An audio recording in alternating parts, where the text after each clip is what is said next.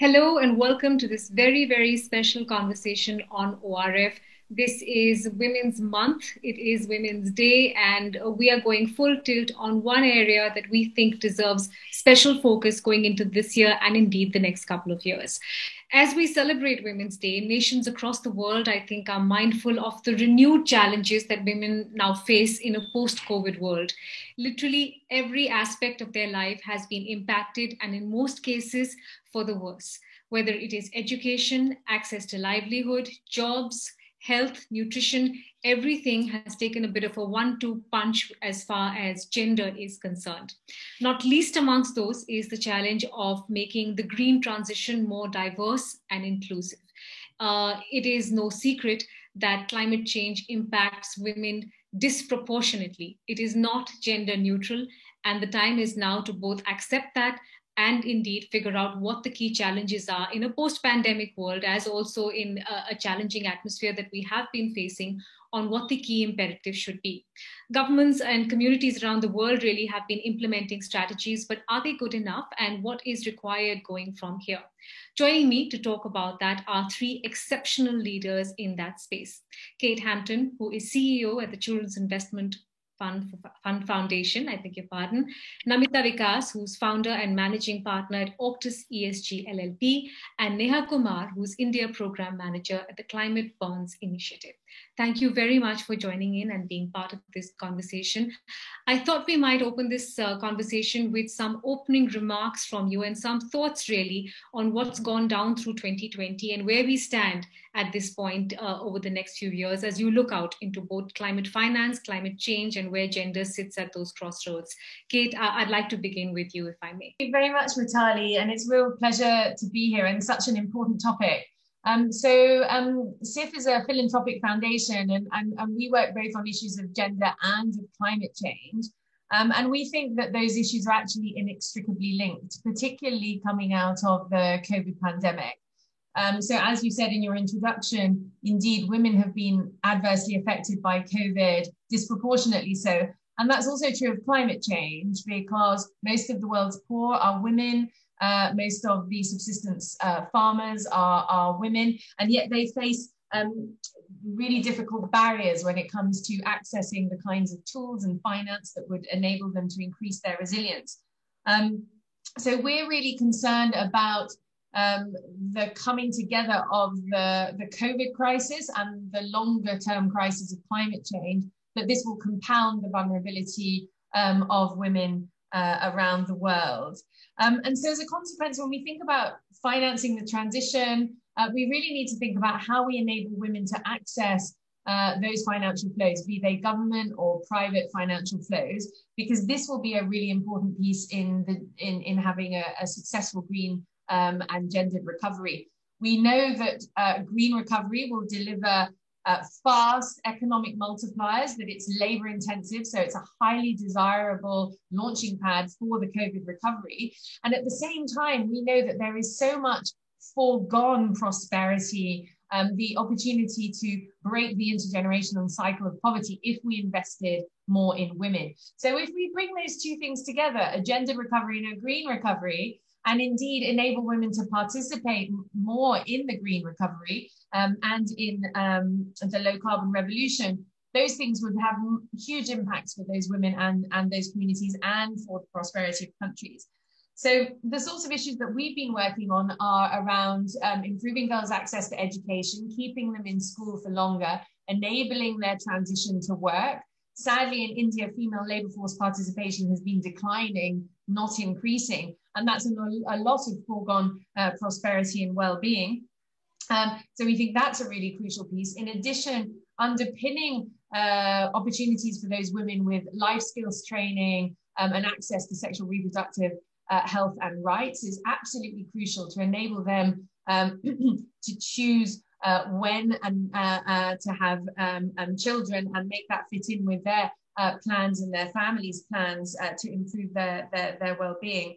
And in addition, we're really looking at opportunities across our portfolio of investments and grants to really find opportunities for women to participate more in green development. So If you take agriculture, for example, women are at the forefront of ecology and regenerative agriculture. How can we make sure that we achieve nutrition outcomes, climate resilience, improve livelihoods, and improve the status of women as we rethink the food system as part of the recovery that's needed? So those are just some initial thoughts to help engage my co-panelists in conversation. That's such a rich topic. So I'll stop there and happy to chat later. Thank you for that. Those are most excellent guiding points. Namita, I'm going to turn to you next for your opening thoughts. Sorry. Yeah, so thank you very much. I am really glad to be here, and happy Women's Day since you're going to telecast this then. I'm going to focus more on, finance and, how climate and gender have been interacting, especially with the impact of COVID. I think, most of the discussions around private finance and climate action so far, at least in developing markets, has concentrated on large growth sectors like renewable energy, green buildings, urban transportation, and now health more so on account of COVID-19.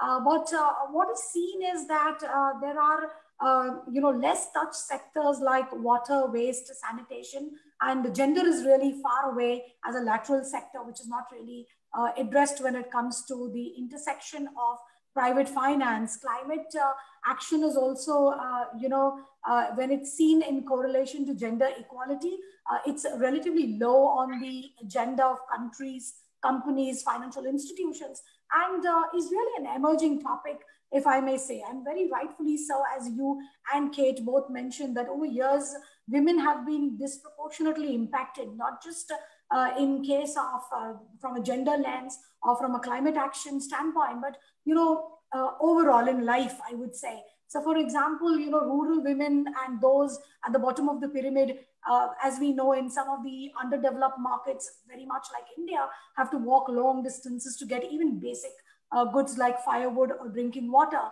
And there have been many health issues from inhaling of smoke to the risks that women face on the roads. And we've seen a lot of that. So, I think society chooses. So it's a very fundamental kind of a issue that we're dealing here with. That like society chooses boys over girls, men over women, from health to education to empowerment. And when it comes to even basic education of one's children, for example, boys get preference, as it is believed that the boy will provide for his family in the future, and the girl would marry and become a part of another family.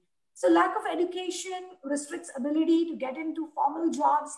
Illiteracy is high, especially among rural women in comparison to rural men, or maybe even urban women, particularly in a country like India, restricting their ability to even use technologies like a simple mobile phone to access information. So, we've seen how there are these disparities that are only growing, and COVID has maybe made the situation far worse, given that the whole, the tectonic plates have changed for human beings and more so for women. We've seen data that shows that most farms in developing countries are family managed, and therefore there are women which are, it implies that women are working in these farms on the fields without any proper wages, hence not being able to be economically empowered despite doing the work. So, we are undoubtedly in a restricted kind of a patriarchal society. And I was reading a very interesting article today, which is talking about how COVID has impacted women work from home and their entire life. And I think it is, we are talking about the effects, but not the causes of the effects. So the question is, what do we need to cut the vulnerabilities and advance, gender parity, grow women and be empowered to also face climate shocks? And I think there are 2 points that I want to really make here as an opening. One is to create livelihood opportunities for women, more and more livelihood opportunities for women, for enabling them to tide over uncertainty. For example, if you take the microfinance industry in a country like India that is providing livelihood opportunities to millions of people. There are 100 million accounts, microfinance accounts today, with overall gross lending portfolios of about $28 billion and majority of the borrowers are women who do not have otherwise access to formal credit. And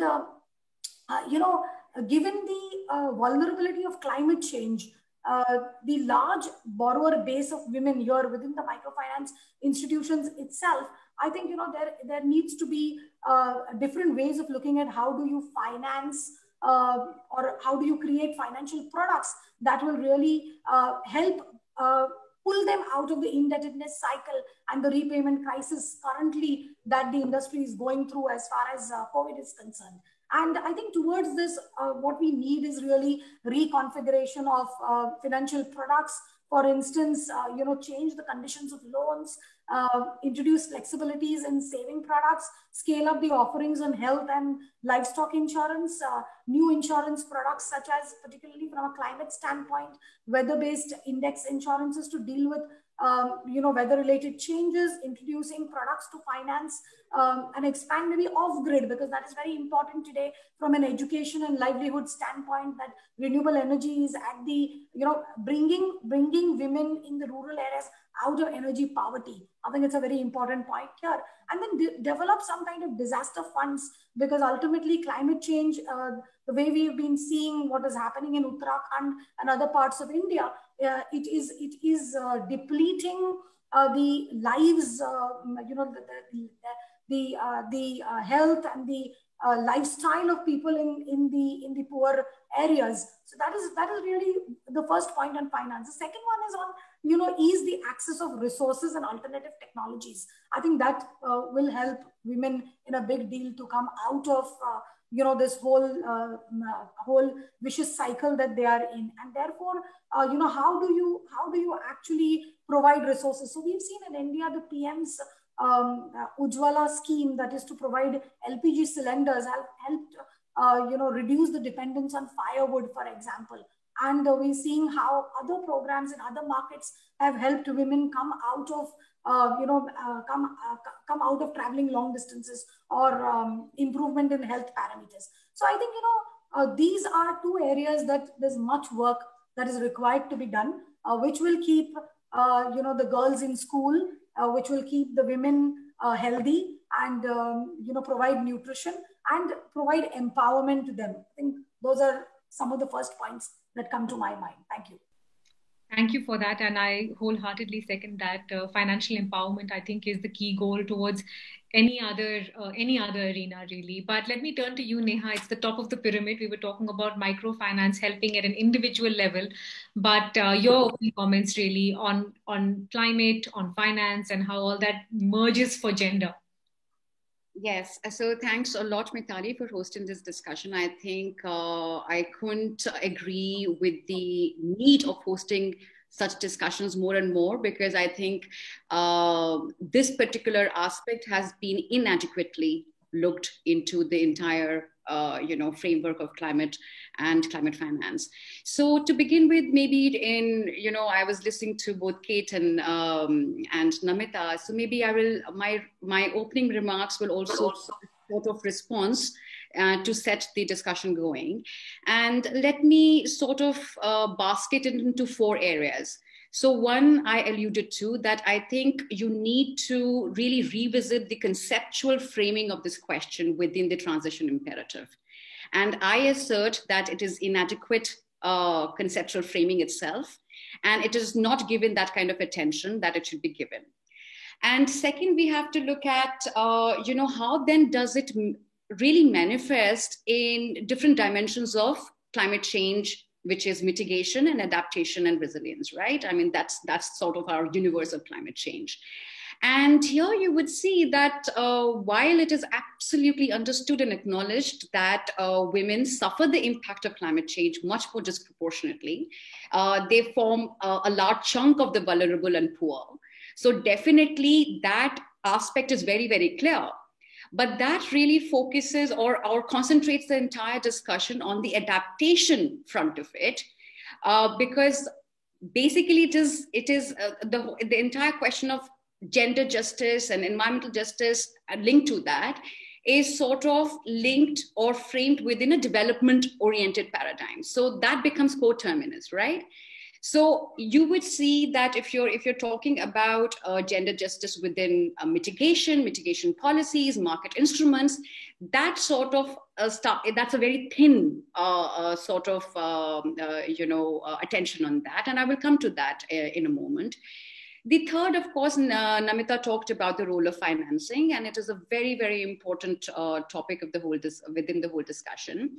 And I would say that Namita also talked about, sort of broadening the tent of instruments and the sources of financing, and how do you structure finance itself to make it more accessible to women.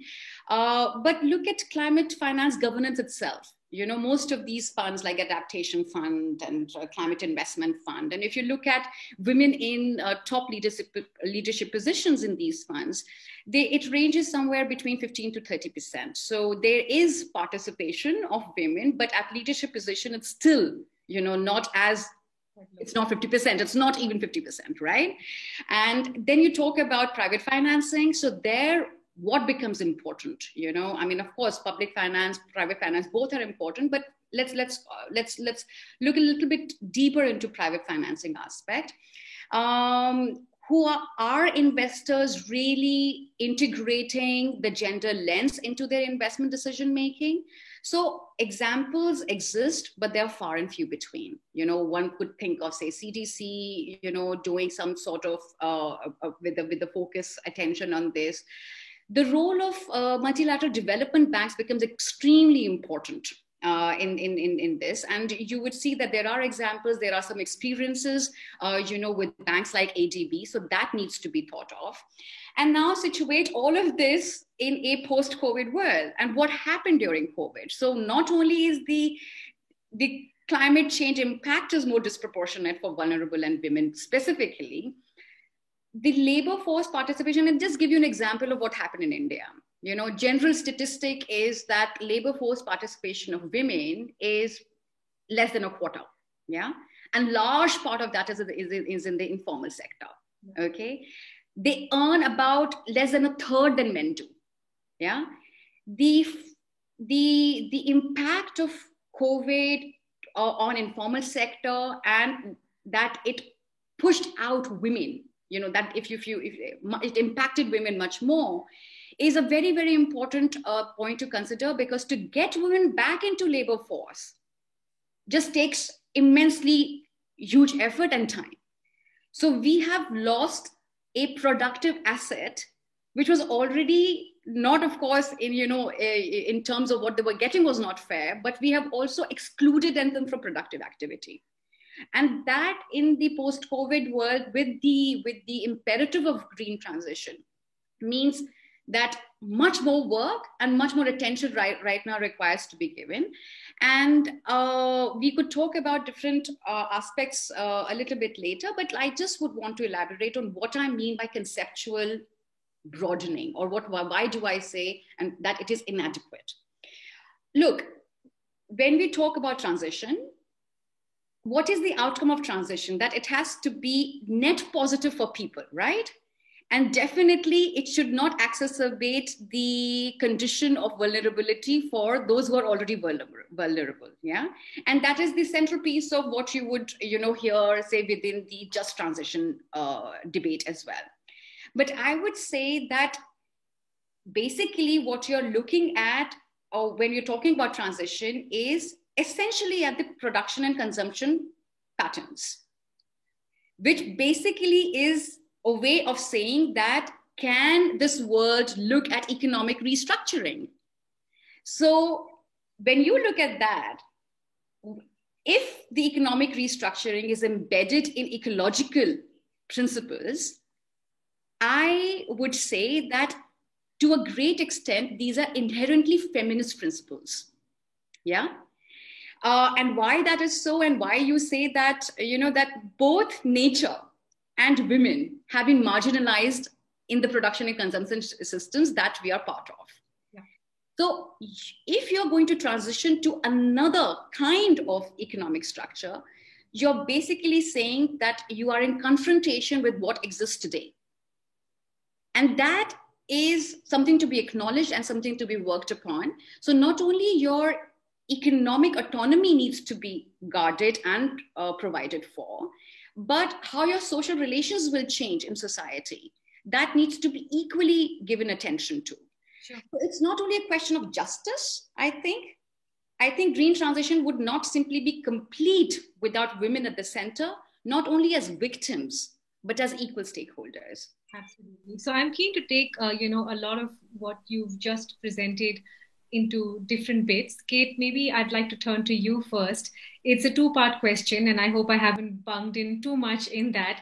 On this point about conceptual framework, if you go through the data in terms of bilateral climate finance and whether gender equality is even a primary or secondary indicator, the numbers are still really low. 3% in 2014, jumped up to about 28% after that, but still low, like I said. Do you think that's a big reset that's required, A, in terms of how we're looking at these multilateral agreements, and B, do you see disparity in geographies? Are different communities talking about this or looking at this differently?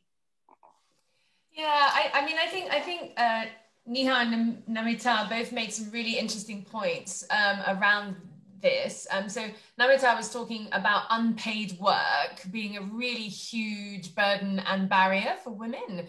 And Neha was talking about how women's contribution is excluded from our current economic paradigm in the same way that nature is an externality. Damage to nature is an externality. It's not included within the model. And I think those are very insightful comments, because if we think about how development has been ongoing, it's been at the cost of women and nature. Their value, their contribution has not been valued. It's been an extractive form of development when it comes to human capital and natural capital. And so I do think if we're going to solve the problem, if we're going to make a fundamental systemic shift, we do need to challenge these conceptual frameworks. And that means, talking about intersectionality and paradigm shifts and all of this can sound kind of very, very woolly and very difficult to pin down. But to Neha's point, I think there are some, and your point just now, there are some very specific indicators that we can use, which will get people to focus on integrated outcomes. And so I think absolutely, we need a shift in the outcomes that are recognized in bilateral and multilateral climate finance. But I think even more important than that, within local and national decision making, those outcomes also need to be reflected. Because if it's just something that GCF does or whatever, its impact is going to be frankly marginal. I think what we need is, as part of recovery discussions in all countries, we need to bring some of these concepts to the fore, and we need to reconceptualize what recovery is for. Are we just relaunching what we had before, or are we transitioning to something better, where human capital and natural capital will be at the center of the new values framework? Thank you for that. Namita, I wanted to come to a point that you were making about women being pushed out of the workforce. And the problem also is that so many women were not just from the informal space, but also sectors that have been hit disproportionately by COVID, which have not gotten any attention from the government, at least in terms of, rebuilding or reintegrating or getting them back into the system. And you also talked about financial tools. There's an interesting anecdote I wanted to sort of buttress your point with. I've been speaking with women artisans from across India, and they made the point that through the year of COVID, access to money was difficult. It was doubly difficult because their only communication with banks was SMSs, which many of them cannot read because they have not got the luxury of education. Do you think we need to rethink financial tools completely when we're talking about women and we're talking about this concept of getting them back into the workforce? Are we doing enough to get them back in? So you've asked a couple of questions here. I think first is at an institutional level, what needs to be done to be able to get women at the core of any kind of decision formation. So, if there are financial products that are being innovated on or put together, structured, then are we really keeping women in mind?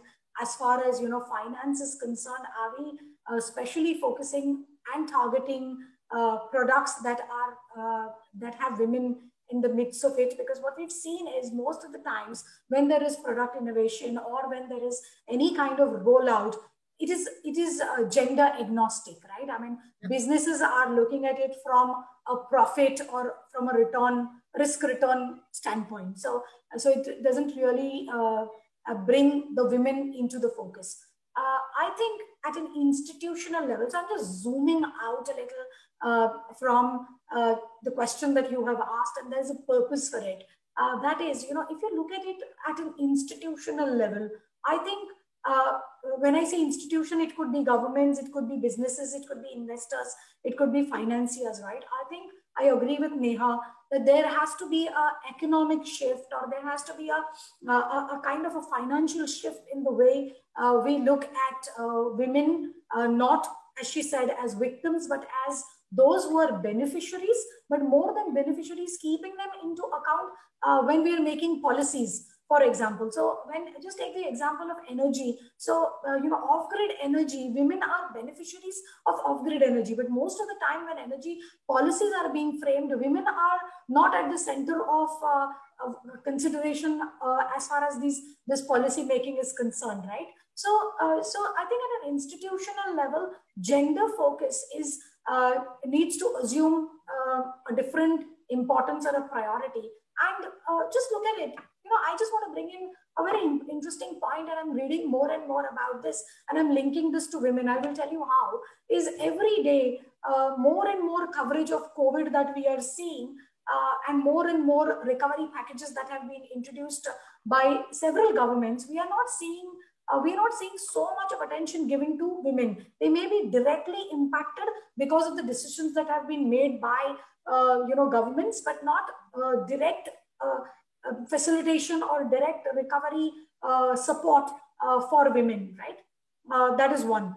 Second is we are seeing more and more investors, and this is more at a formal level, where institutional investors and pension funds and long-term investors asking more and more questions which are not just related to environment, social or governance, ESG, but also related to what is the participation in the governance structures from a women board member perspective, or what is the participation of women in the employee subset. So if you look at the formal sector, the participation of women employees at a junior level could be high, but it would be less than 2% at the top management level, right? So what are the mechanisms that we need to really bring into the space of business, or even for that matter, the unorganized sector, to be able to enable women? I want to give two examples here,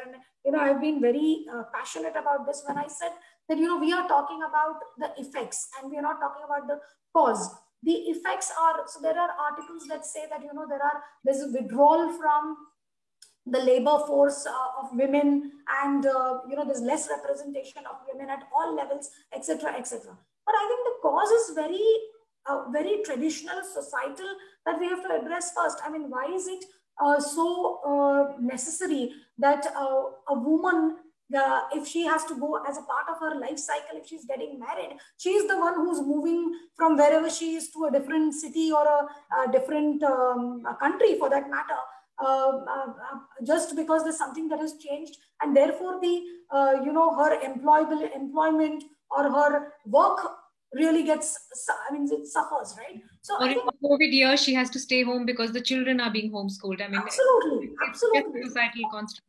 Yeah, so look at this life cycle, and what is the support that we provide? And the support is not about special leaves or extension of maternal leaves, or providing some support, flexible timing. It is more what do you say, intrinsic than that. Making the right choices. How many women are getting opportunities when hiring managers are looking at men versus women? And this is not about forming gender roles, but it is about the mindset. And I think, we need to have a shift as far as the mindset is concerned when we are addressing the cause. of why women are less in the workforce, why they are underpaid, or why, in spite of working, no pay kind of a concept, right? I am hearing that during work from home, there is tremendous pressure on women for doing the household work and also sitting in front of the computers and work, right? So I think this is a far larger topic to be addressed at a very, very deep core level, which is beyond just creating products and beyond creating the favorable platforms. I think it is more connected to the mindset or the societal behavior that we have to really address.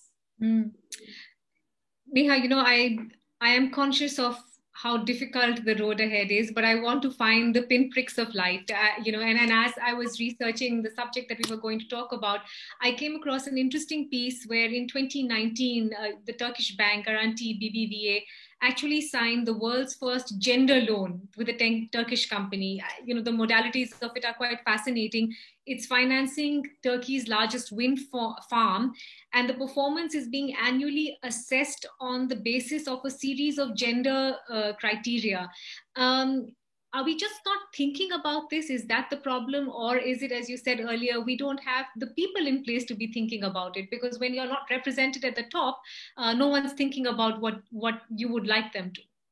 That it is a combination of both. It is sort of just a status quoist way of doing things. It's a combination of not having just a continuation of a status quo approach towards things, and believing in perhaps that big is the solution for every problem.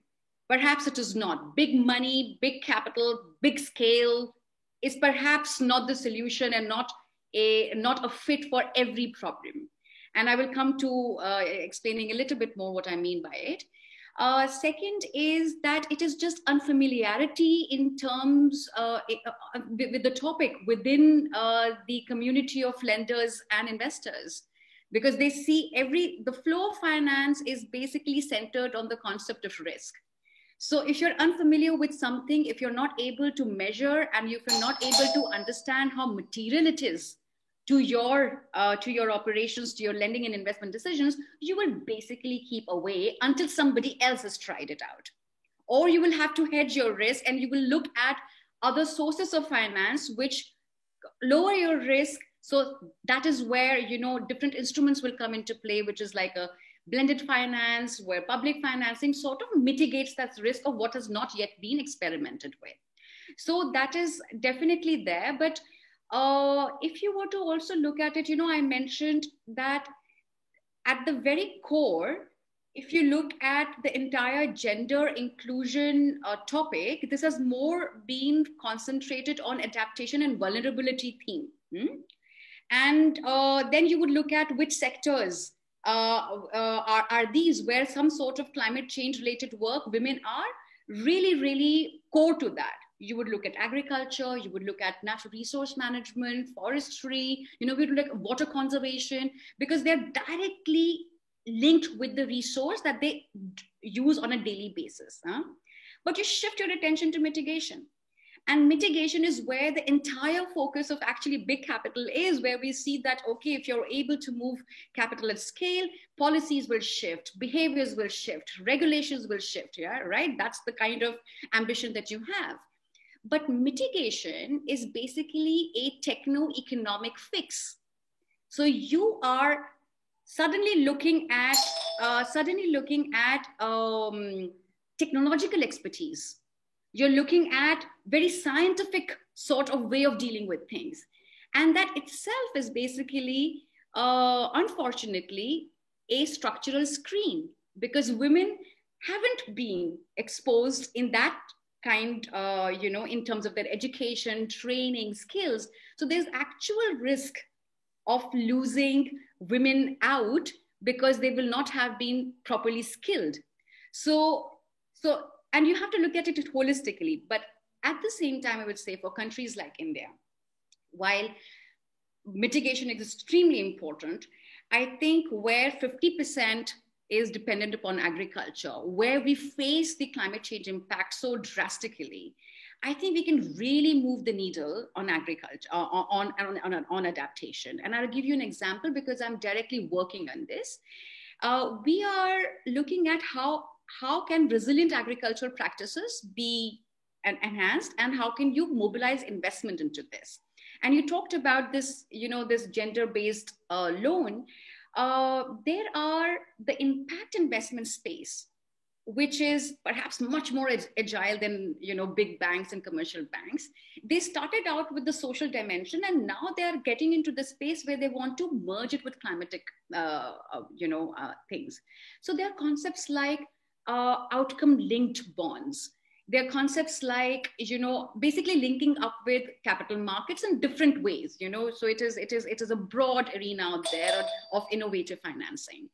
But what we see in agriculture, for example, is that resilience practices actually enhance women participation and incomes. So there is a direct link between economic resilience, climate resilience, women participation through a resilient framework. Yeah. So just to close my thought on this, now mitigation strategies have become very, very well defined. What is green. There is a lot of work which is being done on it. But the moment you come to understanding the parameters of women inclusion, empowerment, all of this gets really fuzzy.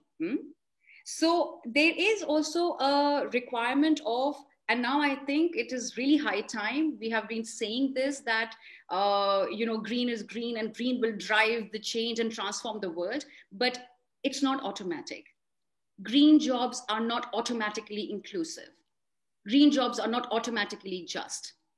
So I think it is absolutely critical right now to actually take some frameworks, do the heavy lifting, and those frameworks exist. Sustainable development goals are those frameworks. Look at how will you like to qualitatively or quantitatively define resilience. Yeah. So I don't think that saying that it is amorphous is any longer an excuse. I think time is of critical importance over here. There will be no transition without women as equal stakeholders, and you will have to involve them. And say if the finance world likes indicators and clear guidelines, time is now, So have those metrics developed, invest your energy. For countries like India, I think we have to include this in how we formulate our NDC, National Determined Contributions. Our solar mission does not have any gender component in that sense. It is a different thing that the market is responding, and you will see perhaps much more jobs in decentralized renewable energy systems. But it is the market. But we have to do something more than just market. We have to set those standards, those parameters, those KPIs, for example, in how we define our enhanced NDCs, for example. So it is unfortunately completely out of time. I know this conversation could have gone for much longer, but I deeply appreciate the time and insight that the three of you have given to this conversation. I think talking about it is the first step, and then manifesting that should hopefully be the other. Thank you again for speaking with me. Thank you. Really, thank you for a great discussion. Thanks, Mithali. Thanks, Kate. Bye, Namit. Bye, thank you.